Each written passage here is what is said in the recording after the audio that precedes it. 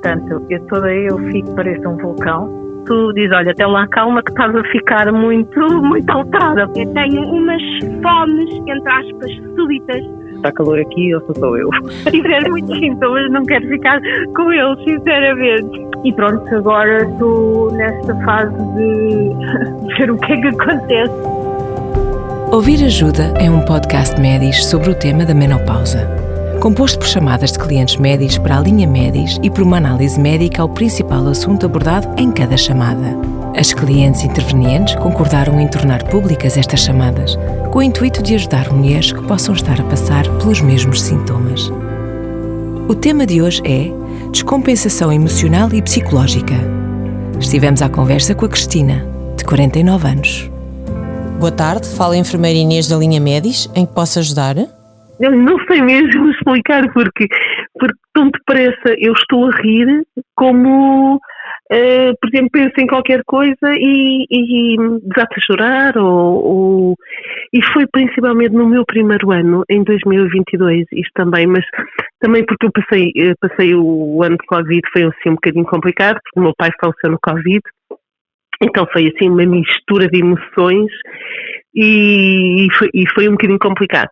Mas sem dúvida, eu por exemplo posso estar muito feliz, mas ainda hoje acontece e agora estou um bocadinho melhor, porque logo no início era muito complicado, porque eu estava muito feliz e tão depressa vinha-me qualquer coisa à memória e eu dava por mim com as lágrimas a cair-me da cara e não sabia muito bem o que é que a minha médica já me tinha dito, estava a fazer uma pré-menopausa, mas pronto, pré-menopausa aos 49, mais ou menos, não... E então ficava assim um bocado, para que isto? Mas não tenho assim, não consigo assim descrever de momento assim nenhuma história, mas houve muitas, porque o meu filho, eu tenho um filho com 23 anos e ele às vezes olhava para mim assim parvo, a dizer, mãe, calma, fala mais baixo, porque às tantas eu já estava assim aos gritos com ele do nada, estávamos a ter uma conversa e por qualquer razão aquilo despoltava ali uma emoção qualquer que eu dava por mim assim já a berrar quase. E ele olhava assim e dizia, mãe, calma, volta ao teu estado normal. E ele dizia mesmo, volta ao teu estado normal. Porque estás a encarnar noutra pessoa. E ele costumava dizer, mãe, estás a encarnar noutra pessoa, volta ao teu estado normal. Mas pronto, era um bocadinho por aí. Hoje em dia, acho que já sou eu que dou conta, quando já estou assim num patamar acima do meu nível, eu digo, ui, o que é isto, para quê? E consigo, mas difícil, muito difícil. E aí sim, eu sinto muito que o meu humor, não sei, balança muito, onde parece que estou muito bem disposta, como às vezes estou muito mal disposta. Por exemplo, acordo, tenho picos, acordo muito bem, salto da cama, vou para o banho e faço e aconteço e não sei o quê, como outros dias não falem para mim, não quero sair da cama, é um bocado por aí. Eu falo muito abertamente com o meu filho e ele sabia sim que eu estava a entrar estava a fazer uma pré-menopausa, era como a ginecologista dizia, sim. Estava a fazer uma pré-menopausa e ele sabia e sabia de antemão que havia determinados sintomas, mas quer dizer, nós nunca relacionámos muito bem, mas depois falávamos, tipo, e o meu marido às vezes engraçado até dizia, deixa lá Diogo, deixa lá, tem calma, tem paciência, a mãe está a entrar na menopausa, e até nos ríamos os três depois de eu baixar o tom de voz, dele tipo quase me chamar à razão, e às tantas depois ele dizia, calma Diogo, calma, não vale a pena, tem paciência com a mãe que a mãe está a entrar na menopausa, e ríamos os três. O que eu queria sugerir à senhora é que no nosso site está disponível conteúdos sobre menopausa, portanto tudo isto que a senhora refere é comum a várias mulheres a atravessar esta fase da vida. Pode sempre contactar a linha Médis que nós ajudaremos naquilo que for necessário. Ok, muito obrigada pela vossa atenção. A análise que se segue é feita pela doutora Natália Mendes, psicóloga clínica da saúde. A menopausa pode ser uma fase de alterações no humor e quando nós falamos de alterações no humor nós podemos estar a falar de uma certa polarização aqui das emoções para estados um pouco mais agudos, ou até passar muito rápido de uma emoção mais negativa para uma emoção positiva. Ainda estes dias tive uma conversa com uma senhora que me dizia que na maior parte dos dias acordava bem disposta de manhã e depois, por volta da hora do almoço, ficava com uma tristeza inexplicável que não estava associada a nenhum tipo de evento, que nos deixa, se calhar, perceber que serão aqui questões mais hormonais. E, de facto, esta fase é uma fase de labilidade emocional. As queixas mais reportadas são irritabilidade, uma sensação de tristeza, impaciência em relação às coisas e, por vezes, uma sensação muito grande de vulnerabilidade. E a vulnerabilidade aqui eu considero, da experiência que vou tendo, que é de facto uma palavra que descreve muito bem aquilo que as pessoas sentem nesta fase, porque as mulheres sentem-se vulneráveis porque, do ponto de vista físico, sentem que o corpo não corresponde àquilo que elas sempre estiveram habituadas, e do ponto de vista mental, sentem também aqui algumas capacidades um pouco comprometidas nesta fase, e depois também com a questão da síndrome vasomotora, que às vezes pode provocar aqui algum rubor, algum suor, também há uma certa sensação de exposição que dificulta um pouco as coisas. Mas aquilo que eu queria dizer, e que eu acho que é importante reforçar esta ideia, é que quem está ou quem passa pela transição para a menopausa não tem necessariamente que ter sintomas depressivos, nem tem necessariamente que ter um quadro depressivo clinicamente mesmo diagnosticado, porque não é necessário que isso possa acontecer, principalmente se houver informação e as pessoas aprenderem a gerir estes estados emotivos com a ajuda da família, do contexto de trabalho, dos amigos, e existem outros fatores nesta fase também que podem explicar o porquê de alguns sintomas depressivos ou de alguma impaciência e irritabilidade, que não só as questões hormonais. Para começar, podemos ter aqui a questão de, muitas vezes, por volta dos 50 e tal anos, coincide com a saída dos filhos de casa. Isto cada vez mais vai ser diferente porque nós somos mães cada vez mais tarde, mas as gerações que estão agora a entrar em menopausa são gerações, efetivamente, em que por volta dos 50 e tal anos os filhos saem de casa ou para a faculdade ou para o mercado de trabalho.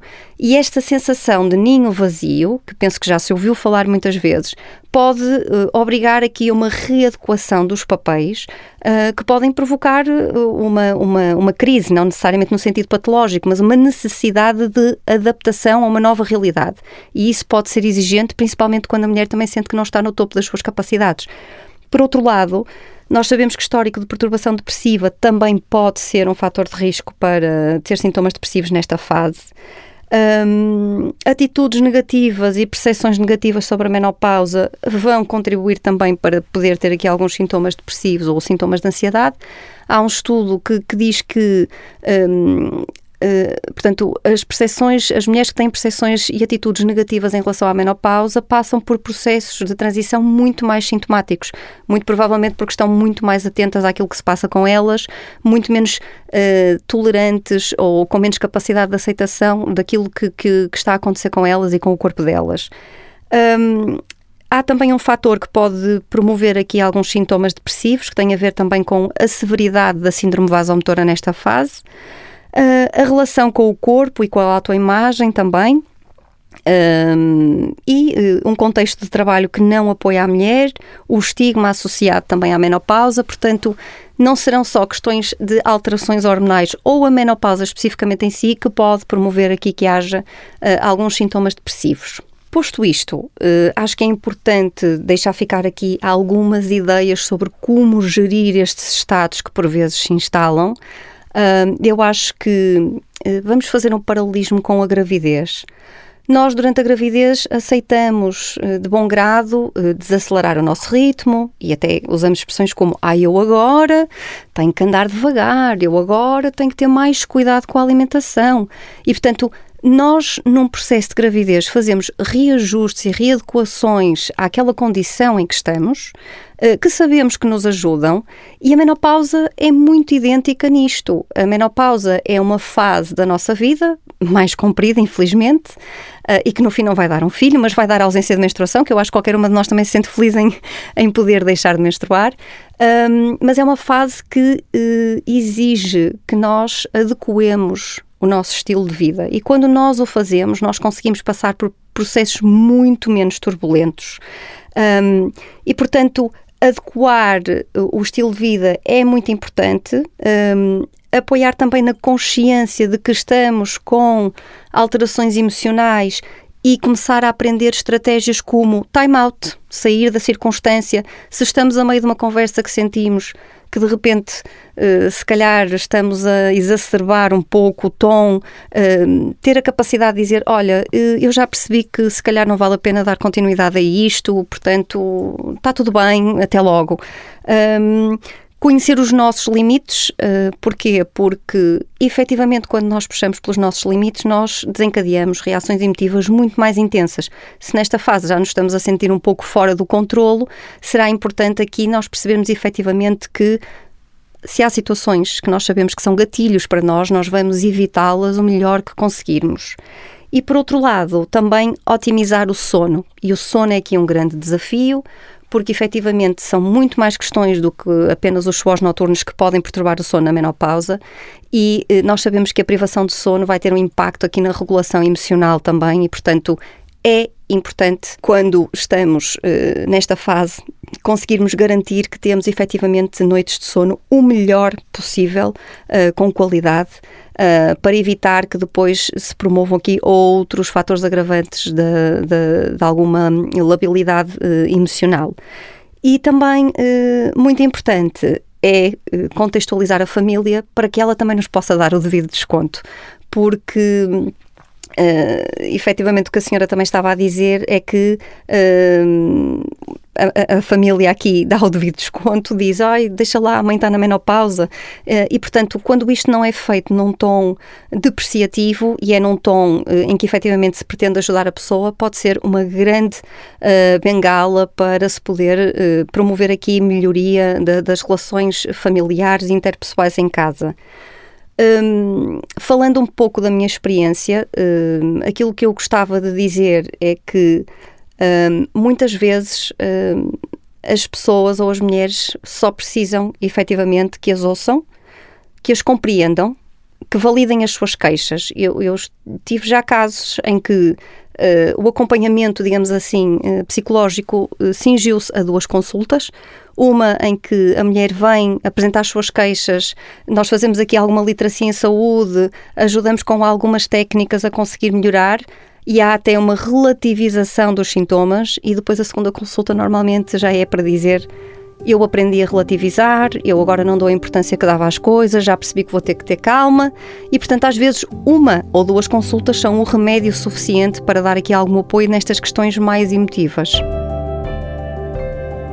Chegámos ao final deste episódio. Esperamos que tenha feito bem à sua saúde. Para esclarecer outras dúvidas em relação à menopausa, ouça os restantes episódios do podcast Ouvir Ajuda ou visite medis.pt/menopausa. Se for cliente Medis, pode também ligar para a linha Medis, disponível 24 horas por dia, através do 218 458 888 e falar com uma enfermeira especializada.